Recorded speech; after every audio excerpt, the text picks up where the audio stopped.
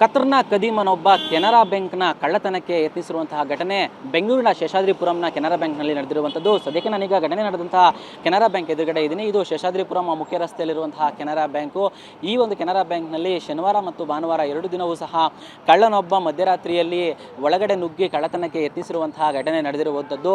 ಅಂದರೆ ಶನಿವಾರ ಭಾನುವಾರ ಎರಡು ದಿನವೂ ಸಹ ಮಿಡ್ನೈಟಲ್ಲಿ ಈತ ಒಳಗಡೆ ಹೋಗಲು ಪ್ರಯತ್ನವನ್ನು ಮಾಡಿದ್ದಾನೆ. ಜೊತೆಗೆ ಅಲ್ಲಿರುವಂತಹ ಲಾಕರನ್ನು ಸಹ ಓಪನ್ ಮಾಡಲಿಕ್ಕೆ ಪ್ರಯತ್ನವನ್ನು ಪಟ್ಟಿದ್ದಾನೆ. ಆದರೆ ಒಳಗಡೆ ಹೋದ ನಂತರ ಆತನಿಗೆ ಅಲ್ಲಿ ಯಾವಾಗ ಸ್ಟ್ರಾಂಗ್ ರೂಮ್ ಬಾಗಿಲನ್ನು ಓಪನ್ ಮಾಡೋಕ್ಕೆ ಮುಂದಾಗ್ತಾನೆ. ಈ ವೇಳೆ ಸೈರನ್ ಮೊಳಗಿದೆ. ಹೀಗಾಗಿ ಆತ ಗಾಬರಿ ಆದಂತಹ ವ್ಯಕ್ತಿ ಇದ್ದಕ್ಕಿದ್ದಂಗೆ ಓಡೋಗಿದ್ದಾನೆ.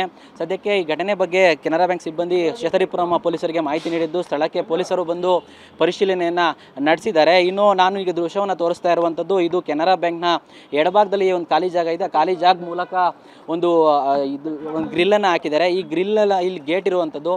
ಈ ಗೇಟನ್ನು ಓಪನ್ ಮಾಡಿರುವಂತಹ ಆ ಕಳ್ಳ ತದನಂತರ ಅಲ್ಲಿ ಸ್ಲೈಡ್ ಡೋರ್ ಮುಖಾಂತರ ಒಳಗಡೆ ಹೋಗಿದ್ದಾನೆ. ಅಂದರೆ ಅಲ್ಲಿ ಗ್ರಿಲ್ ಏನಿದೆ, ವಿಂಡೋಗೆ ಹಾಕಿದ ಗ್ರಿಲ್ಗಳು, ಆ ಗ್ರಿಲ್ನ ಮುರಿದು ತದನಂತರ ಒಳಗೆ ನುಗ್ಗಿದ್ದಾನೆ.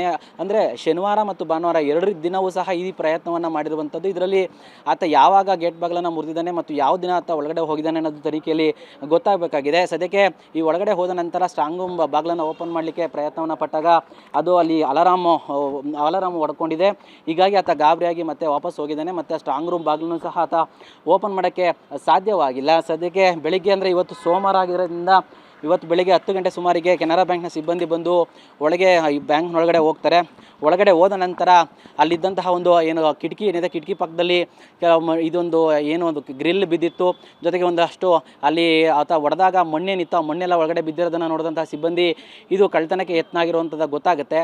ತಕ್ಷಣವೇ ಶೇಷಾದ್ರಿಪುರಂ ಪೊಲೀಸರಿಗೆ ಕರೆ ಮಾಡಿ ವಿಷಯವನ್ನು ಮುಟ್ಟಿಸಿದ್ದು, ಶೇಷಾದ್ರಿಪುರ ಪೊಲೀಸರು ಸ್ಥಳಕ್ಕೆ ಬಂದು ಈಗ CCTV ಕ್ಯಾಮ್ರಾಗಳನ್ನು ಪರಿಶೀಲನೆ ನಡೆಸಿದ್ದು ಕಳ್ಳನಿಗಾಗಿ ಬಲೆ ಬೀಸಿದ್ದಾರೆ.